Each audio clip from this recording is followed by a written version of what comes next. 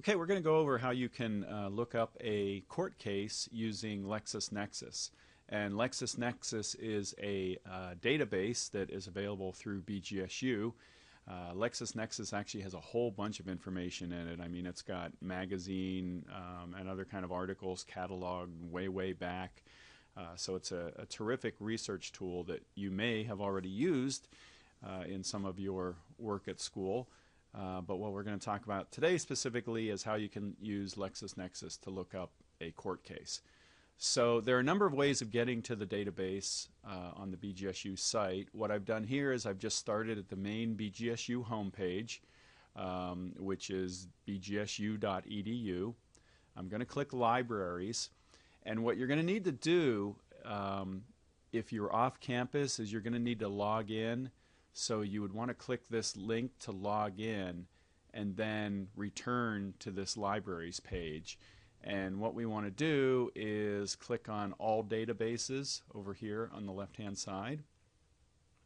And then we're going to click the L for Lexis-Nexis. Then we're going to click Lexis-Nexis Academic. So you just click the link there. That's going to take us to this page that talks about what is on Lexis-Nexis. We want to go ahead and click Connect. Okay, and now this brings up what they call the easy search, which I know looks a little bit overwhelming. But when we come to this middle part here to look up a legal case, things actually start to look pretty familiar. So what we can do here is we can type in a citation if we want to look up a legal case. We can type in the parties, or if we want to do more of a general search, we can just do topic, and that's probably going to bring us a lot of cases. But what you're going to do in your legal research exercise, for example, is you have a citation. So you would just be able to type in that citation and get the case that you want.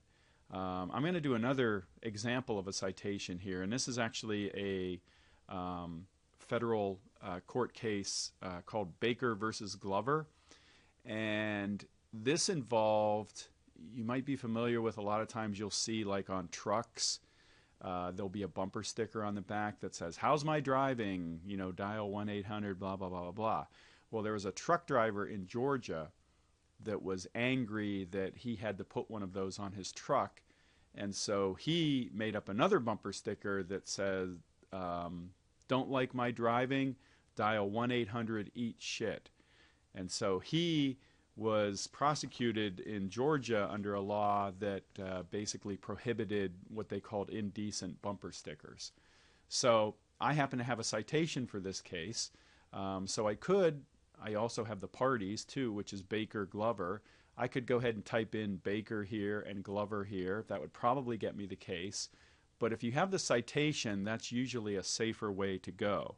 So my citation happens to be 776 F Sup 1511. So I just type in that citation, click go. Okay, this gives me the case, and this is more or less what you're going to get when you look up your case. And actually, let me contract this a little bit so that it all fits within the part that we're capturing here. So this is our case.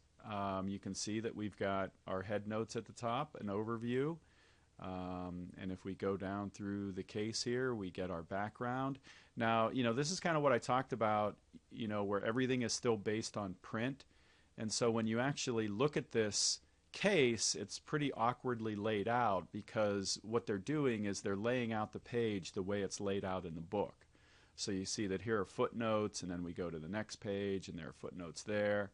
And so it can be kind of awkward to read. It is going to be a little bit of a challenge for you to read the case on Lexis-Nexis. But it does work, and this gives you the entire case.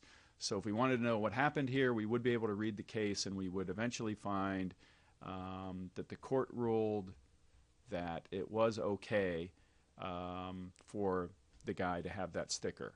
And they essentially said that the regulation against indecent bumper stickers was declared unconstitutional, and you can see that that's right here under outcome. So this is how you can look up your case using Lexis-Nexis. And once you have the case, you should be able to answer all the questions that I ask about the case. Okay, so another thing that we can do here is we can also download the case, which might be handy. That will allow you to basically have the case as a file, and then you can go through and make your markings in it and find everything that you need.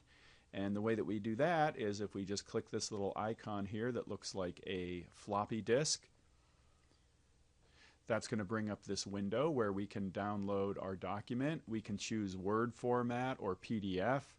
I tend to prefer Word format because it makes it much easier to put in annotations and do highlighting in the text. So I would recommend doing that, and then you just click download. And it takes a little bit of time here. And then you just click the actual link. Actually, it says right-click the link, and then you can just save it to your computer. So I'm just going to right-click there, and I am just going to save this, onto my desktop for now. And there we go. Then you can close this window, and then you've got an actual copy of the case that you can play around with at will.